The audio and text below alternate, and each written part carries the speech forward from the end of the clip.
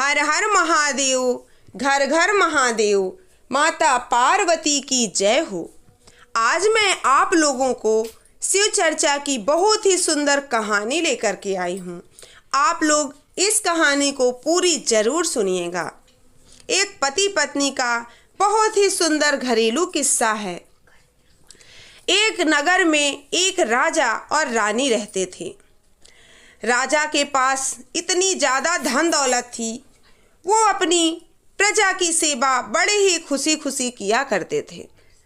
लेकिन उनको ये घमंड था कि दौलत से सब कुछ खरीदा जा सकता है। और जो रानी थी वो सीधी और सरल व्यवहार की थी। उनको लगता था कि राजा हमेशा सही नहीं होते हैं, कभी कभी वो गलत भी होते हैं।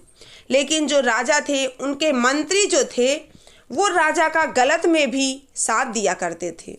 अगर राजा साहब गलत हैं फिर भी अरे वाह राजा साहब आपने तो कमाल ही कर दिया, ऐसा कह कह के उनको चने के झाड़ में चढ़ाते रहते थे।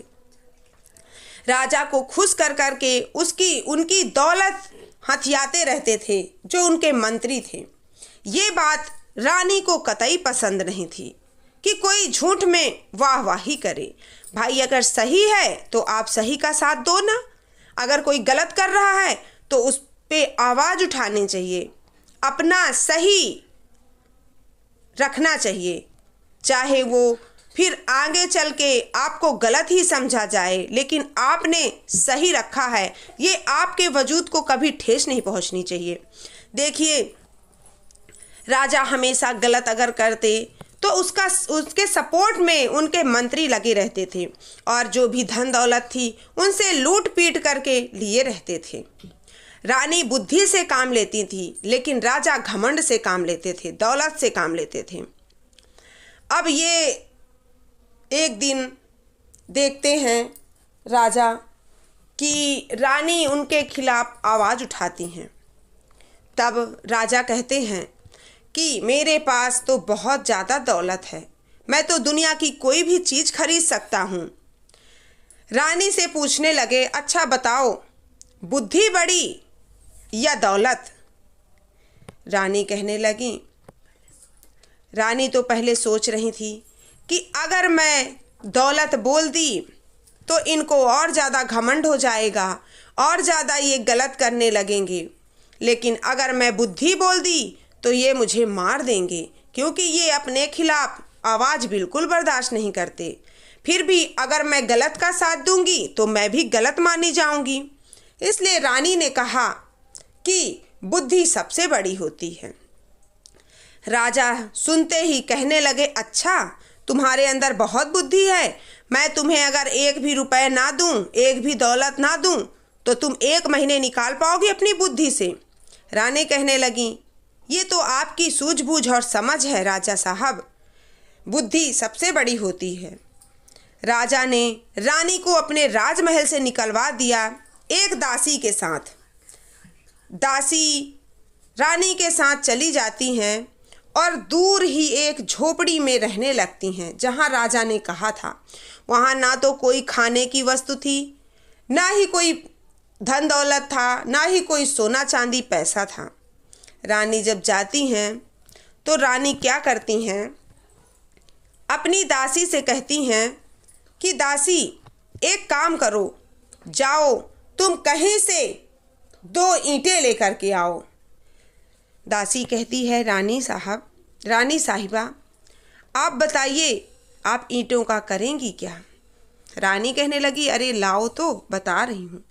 वो ईंटें लेकर के आई तो रानी ने अपने आंचल को फाड़ करके उन ईंटों को बांध दिया और कहा दासी से कि जाओ ले जाओ सुनार के यहाँ दे देना और कहना रानी ने दिया है और 10,000 रुपये उधार मांगा है। दासी वैसा ही करती है जैसा रानी ने कहा था। जब सुनार रानी का नाम सुनता है तो आश्चर्य में पड़ जाता है और वो केवल वजन उठाता है, ईंटों का पोटली नहीं खोलता है, सिर्फ वजन से कहता है, अरे अगर रानी ने दिया है तो मतलब कोई सोना ही होगा, कोई बड़ी चीज़ ही है, इसको लॉकर में रखवा देता हूँ। और सोनार ने तुरंत उसको लॉकर में रखवा दिया और दासी को 10,000 रुपये देकर भेज दिया। उधर दासी रानी के पास 10,000 रुपये लेकर आती है, रानी को देती है। रानी उसी से अपना व्यवसाय चालू कर देती हैं। जब धंधा चालू कर देती हैं काम काज का, तो 10,000 से 20,000 होते हैं और 20,000 से 40,000, 40,000 से 60,000। जब 60,000 हो जाते हैं तब रानी कहती हैं दासी से कि लो 10,000 रुपये और ले जा कर के सुनार को दे करके वो अपनी वस्तु जो ले गई थी वो वापस लाना। सुनार के यहाँ जा कर के दासी 10,000 रुपये देती हैं और उनसे वही ईंटें वापस ले लेती हैं। सुनार को बिल्कुल भी पता नहीं होता है कि उसमें क्या है, लेकिन रानी भरोसे पर पैसा ली थी तो भरोसे पर देकर आई और जो बचा 50,000 रुपये उससे रानी ने अपना व्यवसाय ऐसा चालू किया कि बढ़ते बढ़ते लाखों करोड़ों में उनकी संपत्ति हो गई। अब रानी गरीबों की सहायता करने लगी, अनाथों का विवाह करने लगी और गरीबों में ऐसा धन दौलत सब कुछ बंटवाने लगी। अब तो रानी की चर्चा पूरे गांव नगर देश देश तक होने लगी, दूर दूर के गांव तक। राजा तक खबर गई तो रानी को बुलवाए और रानी से सारी बात पूछी।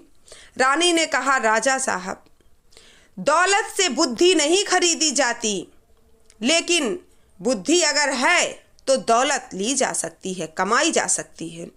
ये बात राजा के दिमाग में बैठ गई। रानी ने सारी बात बताई कि कैसे कैसे मैंने पैसे कमाए।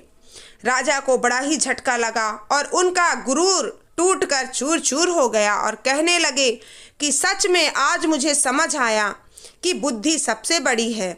अगर बुद्धि है तो हम उससे कमाई कर सकते हैं, अपना दिमाग इस्तेमाल करके हम ढेरों रुपए कमा सकते हैं। लेकिन अगर रुपए हमारे पास कितना भी है, बुद्धि नहीं है, तो हम रुपए से बुद्धि नहीं खरीद सकते। रानी का आदर सत्कार करते हुए राजा साहब अपने राजमहल में रानी को ले गए और सब में घोषणा करवा दी कि आज हमारे घर चर्चा है, सभी चर्चा में आएं और चर्चा का आनंद लें।